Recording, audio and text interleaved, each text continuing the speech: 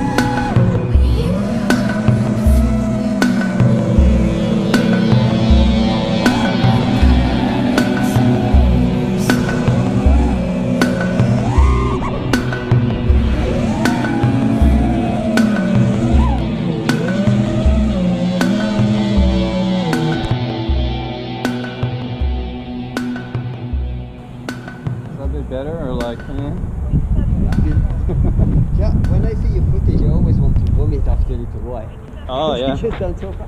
How do you manage to see where you're going? Because you're losing the signal, no? Well, my goggles, I have a little better receiver here than the screen there has. So that's one thing. And the other thing is I know the place pretty okay. So when it goes a bit snowy, I can keep flying because I can still see the, like this one has a software that basically stabilizes the image. So even when it goes bad, I can still kind of see, okay, I'm here. And then I try to exit and get back to where my signal's good. Yeah. And I'm just used to it. It's just practice and experience, basically. Yeah, because if I saw that on the screen, you know, I would freak out, I would just stop touching it. Yeah, I do too sometimes. Like, that's my nightmare sometimes is maybe I'm flying way down there and then the screen goes dead and I'll crash and then I have to walk and try and find the drone. It happens sometimes. Do you have issues with the birds here, no? The birds? Yeah, they don't come? They don't really come. So I've never actually hit a bird because usually what you got to look out for is where they're doing a nest or something where there's a lot of them and they're coming there all the time. That's what I would look out for. But if it's just one or two birds, they usually they'll hear it and they go, oh my god, and they disappear. Sometimes I chase them. So this is what I call, this is like freestyle flying, and what you do with the Mavic is called like more cinematic flying. So it depends on what you prefer. You make a good point about people wanting to vomit when they see the freestyle videos. This is true because this is exactly what my mother says, right? So it kind of drives me crazy because I'll do like some nice flights and I'm all happy, and then, you know, I put it on the Facebook and my mom or someone or my aunts or someone will be like, oh, I can't watch that, it makes me dizzy. And so for that reason, I also sometimes fly a smoother style, more cinematic, more relaxing, and I did that on purpose because I know that a lot of people, they just can't handle the crazy stuff. It's like driving a car, right? It's more fun driving than being the passenger. It's that kind of thing. Chase footage time? We'll do that. Chase. Oh shit. All the batteries be dying.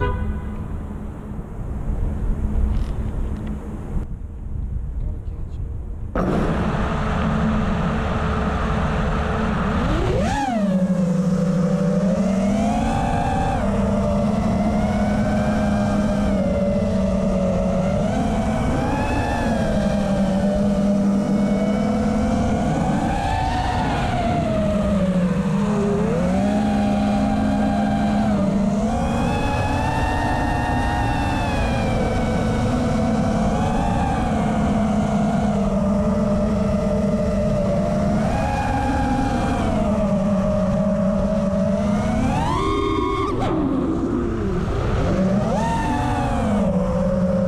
Yeah, I wanted to show those guys FPV drones and stuff, so like they rock up. I have no idea what they were expecting, so I show up. They were actually here before me. I was 5 minutes late. Oops. So I get out of my Jeep and I'm all like, hi, how's it going? Get out my gear, put my bag down. I'm still a bit shaky because in the mornings I'm shaky until I've had my coffee and stuff. Plonk down my chair. So the guys here, the kids are here. They're like watching this FPV professional dude. What do? I sit in my chair and I immediately fall on my ass. Like, bah! Like I sit and I just go plonk, like very badly. Which is always an interesting way to introduce yourself to new people and make first impressions. Having said that, I love showing people FPV and stuff. It's like on the subject of ride-alongs and showing people the hobby for the first time and stuff like that. It's something I love doing. It's really rare that I would do it in one of my actual bando spots. Usually I would go for like a park or something like that. This guy was really happy to like just meet me wherever. So I was like, sure, why not? Cool. And he did, which is awesome. I love the fact that people are trying to show their kids cool and interesting things that don't involve like shopping malls and mindless stuff. So that's really cool, man. I do find it like quite often, and let's be real, and I'm talking to my FPV pilot dudes or whatever, community people here. But to be perfectly frank, I find that most people kind of aren't blown away by it when they see it. It's like the reaction is usually positive. They think, oh, that's cool.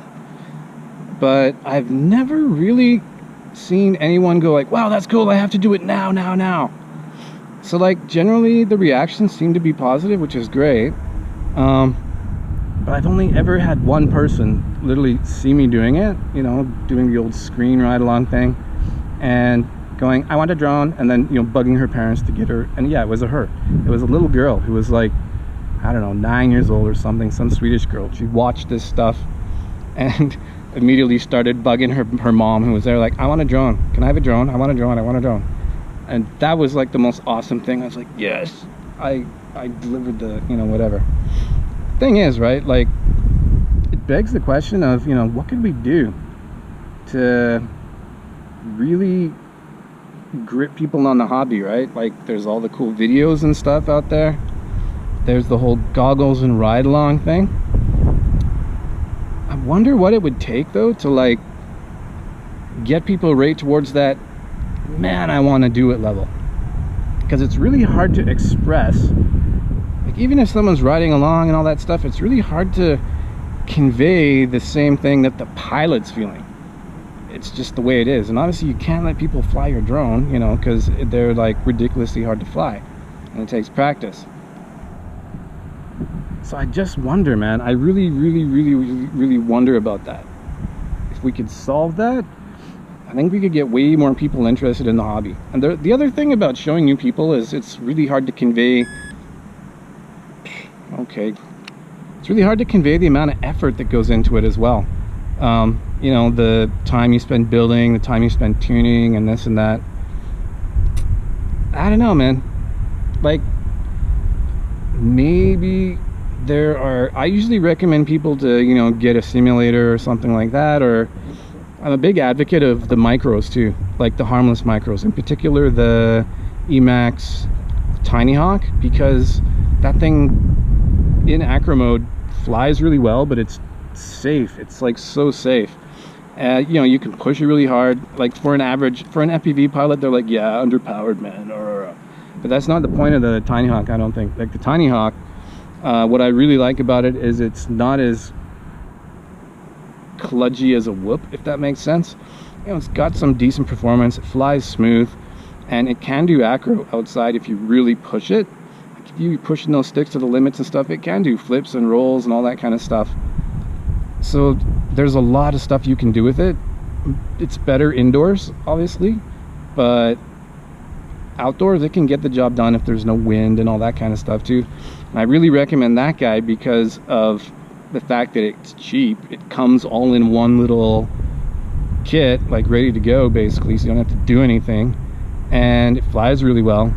But most of all, it's safe. It's super safe because of those ducks. It's like I've flown it into my head and my cat and people and all that stuff, and it's like not going to injure anyone. It's not going to leave scratches on the furniture, the walls, if you're flying it inside.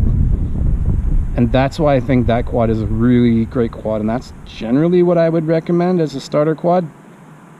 But what it can't do is give you the whole exploding in the air experience. So that person would have to make it through Tiny Hawk, you know, territory, and then somehow get into 5-inch territory. And the other, that's like a big leap, right?